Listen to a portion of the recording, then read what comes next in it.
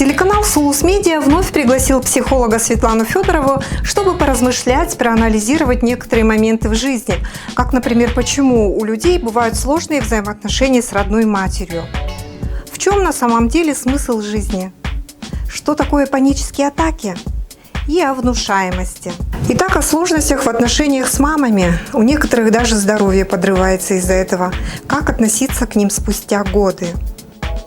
Когда я была студенткой психологического факультета, когда мои преподаватели говорили о том, что многое зависит от мамы, и многие проблемы идут от родителей, я всегда спорила. Я всегда говорила, я же там сама личность, я сама меняюсь, от родителей немногое зависит, но, к сожалению, чем больше живу, чем больше я практикую, тем больше убеждаюсь, что слишком многое зависит от родителей, собственно говоря, от мамы, потому что мама больше времени проводит с детьми, она их воспитывает, и от того, как мы, матери, относимся к нашим детям, как мы с ними контактируем, от этого очень многое зависит, Например, сегодня утром только мне позвонила одна мама, очень умная, очень чуткая, очень тревожная, и вследствие этого, она не дает жизнь ребенку, взрослому. То есть она пытается контролировать, пытается помогать во всем, опекать, и от этого, мальчик, скажем, 20 с чем-то лет, он остается мальчиком, мужчиной. И они были вначале мама приходила, потом сын приходил, и когда мама осознала то, что она делает неправильно, то, что она слишком опекает сына, который уже стал мужчиной, она отпустила его, и сегодня она мне позвонила и говорит: ой, спасибо, Светлана Владимировна, за сына, во-первых, потому что он сам нашел работу, которая в 2 раза больше оплачивается, заканчивает уже высшее учебное заведение, и говорит, мне не надо стоять за ним и говорить: давай диплом, давай это делай.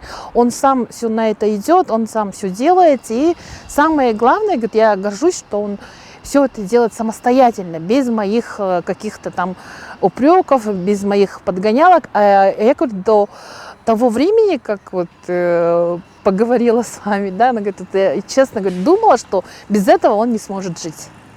То есть маме надо было доверять больше своему ребенку, и тогда ребенок уходит, сепарируется, отделяется от мамы быстрее. А бывает, что у многих детей, то есть уже взрослых детей, остаются обиды на маму. И эти обиды, они разъедают изнутри и могут привести к разным психосоматическим заболеваниям. Мы до этого говорили о том, что они вплоть до онкологии, вы приводили пример, вплоть до онкологии могут быть. С этими обидами надо работать самостоятельно, уже не нашим родителям, а нам с вами. То есть обида – это всегда детское поведение. Потому что ребенок, он маленький, и он должен и вынужден обижаться, потому что он должен требовать от родителей то, что он не сможет сам достать.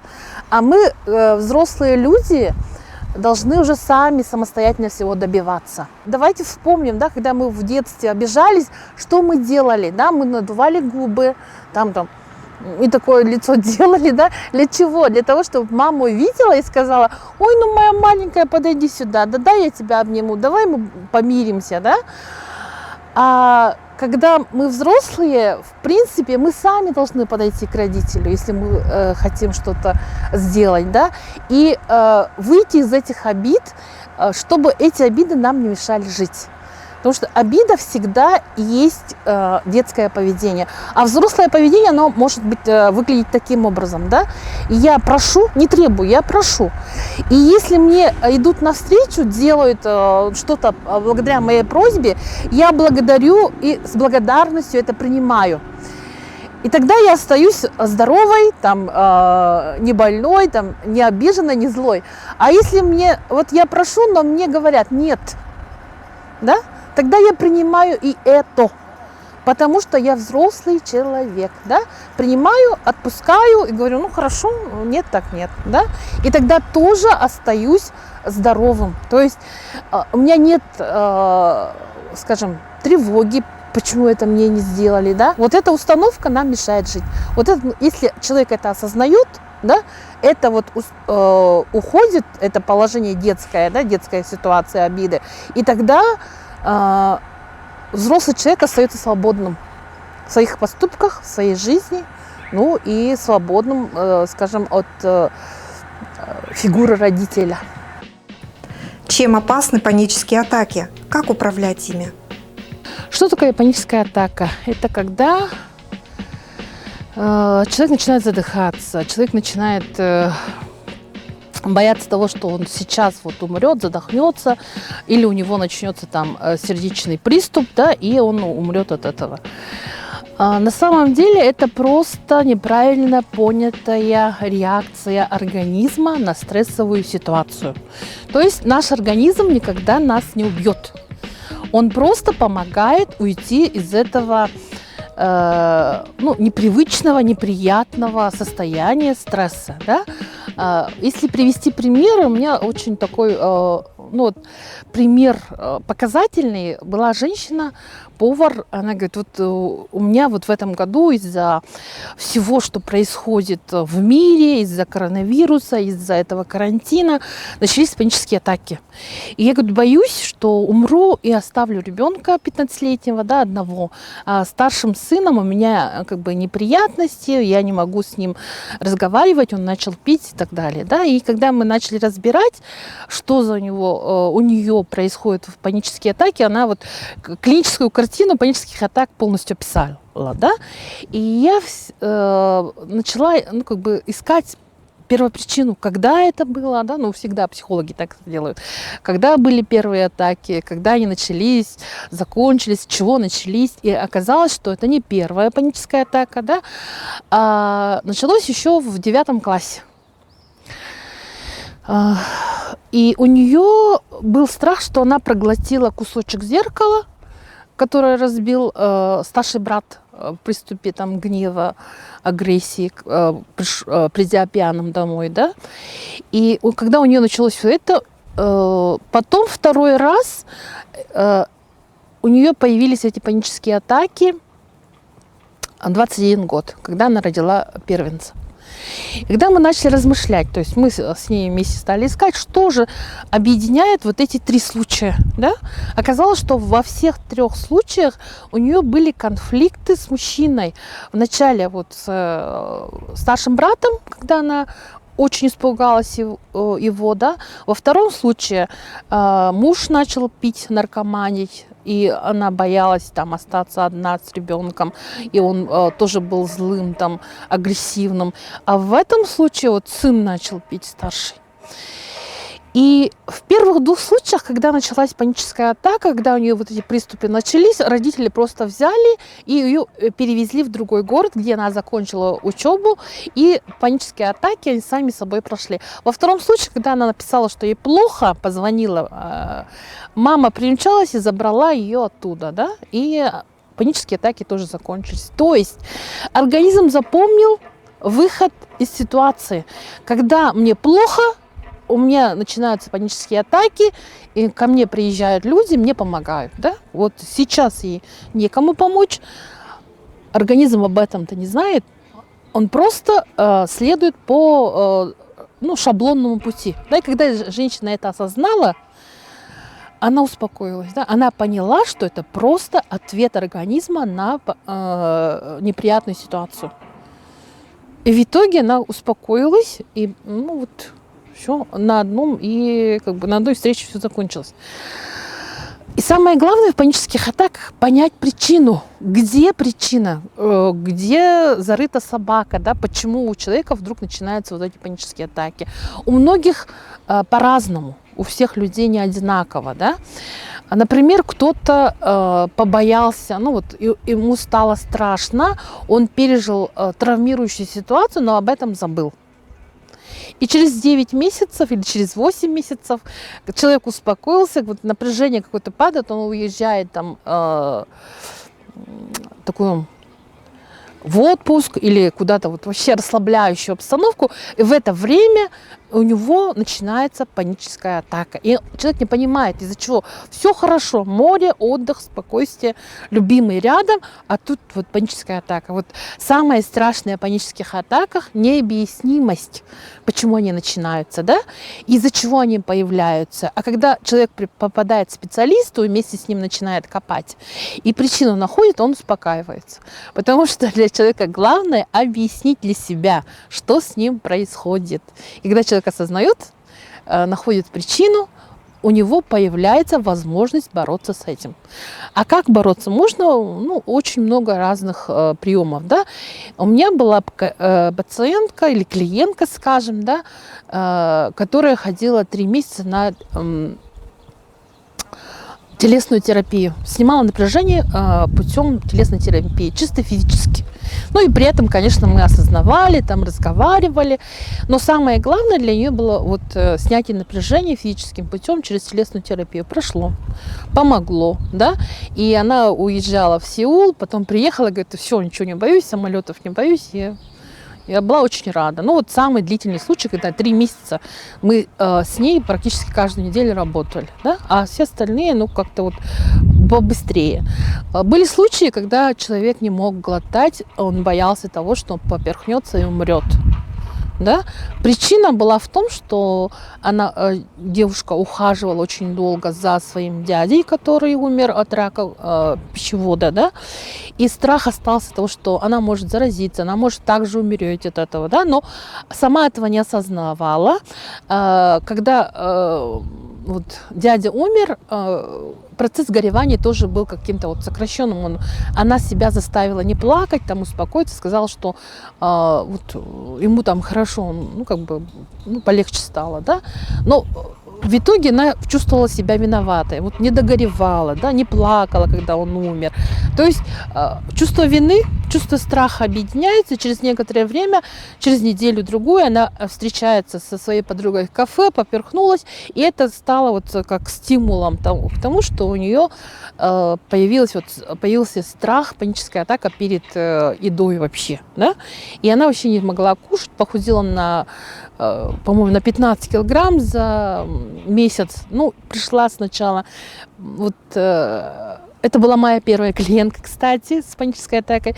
И я просто сняла симптом того, что она боится при помощи гипноза. Было 2 сеанса, и она такая радостная ушла. И говорит, у меня все хорошо, я кушаю, но вернулась через месяц обратно, потому что симптом вернулся. Когда убираешь симптом, не убирая причину, он всегда возвращается либо в этом же виде, либо в другом. А вернулся в таком же виде, да, и поэтому тогда только меня торкнуло, говорит, надо искать причину, да, и когда вот я осознала и начала искать, вот про дядю узнала, и в конце концов мы справились вместе с этой девушкой, сейчас у нее все нормально. А как же быть с определением смысла в жизни?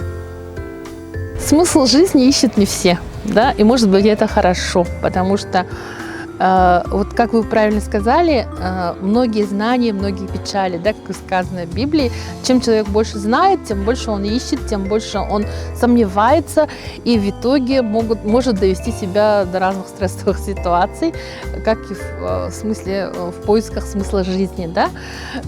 Когда мне спрашивают про поиск смысла жизни, я всегда вспоминаю экзистенциальную психотерапию, которую преподавала на 4 курсе. Сейчас уже не читаю. И студенты всегда уходили такие грустные после этой лекции, да, потому что в экзистенциальной философии сказано, что человек приходит один, живет, проживает одиноким, да, и уходит одиноким. То есть нам никто ничего не должен, и в этом есть смысл жизни.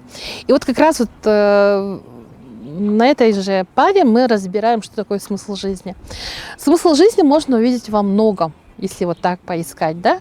Гедонисты, философы Древней Греции видели смысл жизни в удовольствии. То есть надо жить с удовольствием, работать с удовольствием, и это и есть смысл. Если я не вижу ну, как бы не получаю удовольствия от жизни, то есть нет смысла жить дальше. И доходили до того, что человек, дожив, например, до 60 лет, создав самую лучшую свою скульптуру или там самое лучшее свое произведение, призывал своих друзей и в их кругу, в кругу там гетер, красивых, самых красивых женщин там, Греции, да, выпивал яд. Или там резал себе вены и уходил так из жизни, потому что он понимал, что больше от жизни он ничего не сможет получить. Но это, конечно, не наш случай. Вот Иммануил Кант считал, что, как правильный немец, что смысл жизни есть служение Отечеству, выполнение долга перед отцом, перед семьей, потом перед отчизной. Альфред Адлер считал, что смысл жизни – это стремление к власти, то есть получить власть. Можно даже в семье, да, мы же всегда спорим, кто глава семьи. Это тоже может быть, может стать смыслом жизни, стремление к власти. Мой самый любимый психолог, который писал о смысле жизни, это Виктор Франкл. Он считал, что вот стремление к смыслу, да, это и есть смысл жизни. То есть сделать свою жизнь осмысленной. Можно искать смысл в работе, например, да, то есть жить работой, это тоже есть смысл жизни. И жить своим творчеством, искать смысл, например, в детях, искать смысл в красоте природы, да? То есть смыслов в жизни много. То есть нет такого глобального одного смысла жизни, который нужно найти, схватить и понять, для чего я живу. А можно искать смысл во всем. Вот, например, в красоте природы, да? В том, что мы с вами, Валерия, разговариваем. Это тоже есть общение, да? В этом тоже можно увидеть смысл, да, в попытках там передать другому человеку какие-то знания. Поэтому смыслов в жизни много, можно искать и находить их во всем. То есть не надо зацикливаться на чем-то глобальном.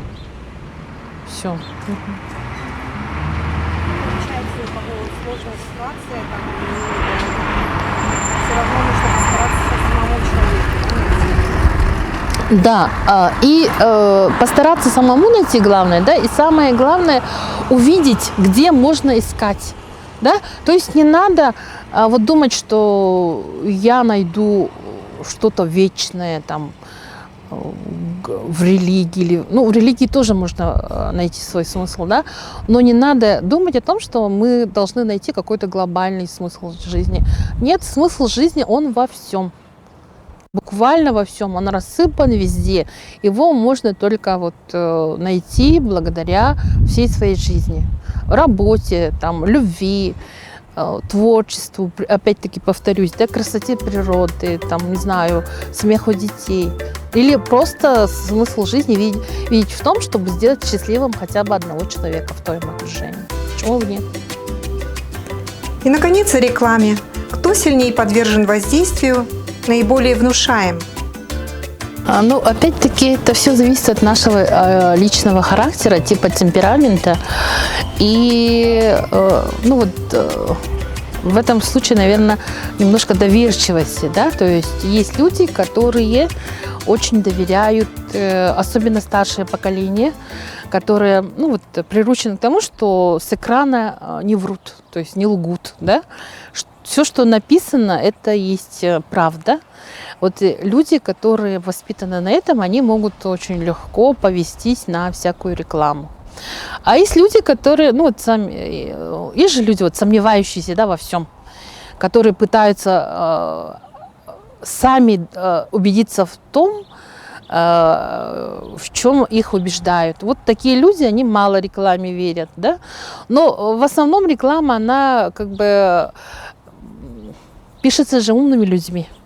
Она идет именно на подсознание, влияет на подсознание человека. И для этого работают очень многие умные психологи, пиарщики, да, они недаром свой хлеб едят.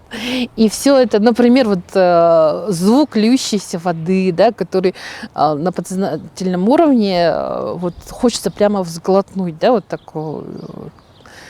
Это все идет на подсознание, и поэтому человек принимает рекламу без критики. У нас как бы агрессии стало очень много, да, недоверия, и потом очень много страха. Потому что идет все время идут негативные новости, все время идет запугивание о том, что вот карантин, болезни, там, страхи. И каждый человек, он пытается в меру своих сил бороться с этим, да, кто-то через ответную агрессию, кто-то ну, как бы напивается просто, да, или там, ну вот, и поэтому, видимо, вот нужна работа со страхами в психологическом плане. Самая сложная работа – работа над собой. Какие психологические моменты вы хотели бы разобрать? Пишите нам, и будем верить в себя.